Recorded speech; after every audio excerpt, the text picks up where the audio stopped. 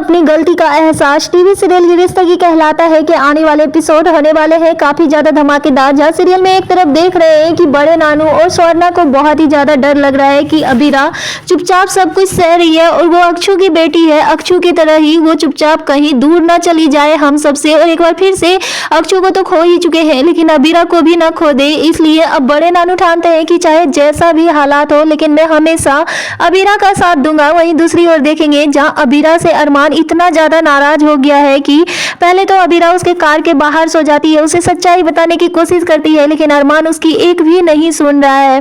दूसरी ओर जहां सीरियल में अबीरा सच्चाई बताना भी चाहती है लेकिन अबीरा के मुंह से नहीं बल्कि किसी और से पता चलता है अरमान को सच्चाई, जो सुनकर अरमान बहुत ज्यादा नाराज हो जाता है और वहां से कहीं दूर चला जाता है। अबीरा से शराब के नशे में मग्न रहता है अरमान। जहां अबीरा रोते हुए घर पहुंचती है, दादी साहब को सच्चाई बता चुकी है अबीरा लेकिन दादी साहब को याद नहीं रहता है और जब उसे पूछती है रूही कि दादी साहब अबीरा क्या बताई थी आपको तो दादी साहब सो जाती है। यहाँ पे रूही को शक हो रहा है कि अबीरा को कुछ तो हुआ है क्योंकि अबीरा बहुत ही अजीब बिहेव कर रही है। रूही चाहे लाख नफरत कर रही है अबीरा से लेकिन बहन वाला दिल है, कभी ना कभी तो पिघलेगी ही और उसे जानना है अब कि अबीरा को हुआ क्या है, उसे बात बात में क्यों चक्कर आ रहा है। तो वहीं चारू भी बताती है कि पहले भी अबीरा भाभी को बहुत बार चक्कर आ चुका है, मैंने संभाला है वरना अबीरा भाभी गिर जाती है। जो सुनकर अब होने लगी है रूही को अबीरा की फिक्र। लेकिन वहीं दूसरी ओर देखेंगे अबीरा जैसे ही रोते हुए घर आती है और वो दादी साहब की गोद में सर रखकर रोने लगती है और कहती है दादी साहब मुझे कोई रास्ता नहीं मिल रहा है, अब मैं क्या करूं। और तभी वहां पे स्वर्णा और बड़े नानू पहुंच जाने वाले हैं अबीरा के पास कि अबीरा बेटा तुम क्यों परेशान है, तुम मुझे बहुत ज्यादा परेशान लग रही हो।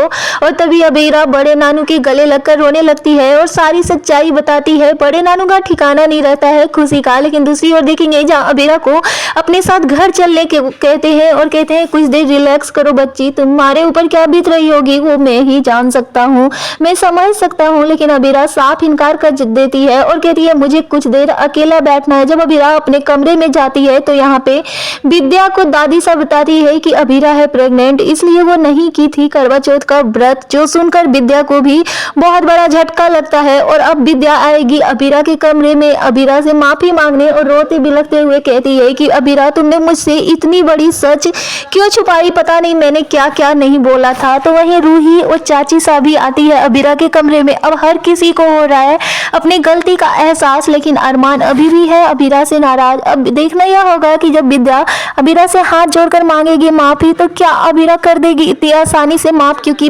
विद्या ने बहुत कुछ अबीरा के ऊपर सुनाया है और सिर्फ अबीरा की ही नहीं हर बात पे अबीरा की मां अक्षरा की इंसल्ट की है विद्या ने।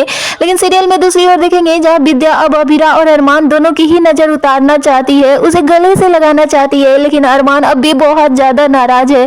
अब देखना यह होगा ऐसे में कौन मनाएगा अरमान को, क्या अरमान करेगा अबीरा को इस बात के लिए माफ कि अबीरा ने प्रेगनेंसी की खबर अरमान से छुपाई थी। क्या आपको भी लगता है कि अरमान को अब अबीरा को माफ कर देना चाहिए और अब वो तीनों अपनी नई जिंदगी की शुरुआत करें? तो हमें कमेंट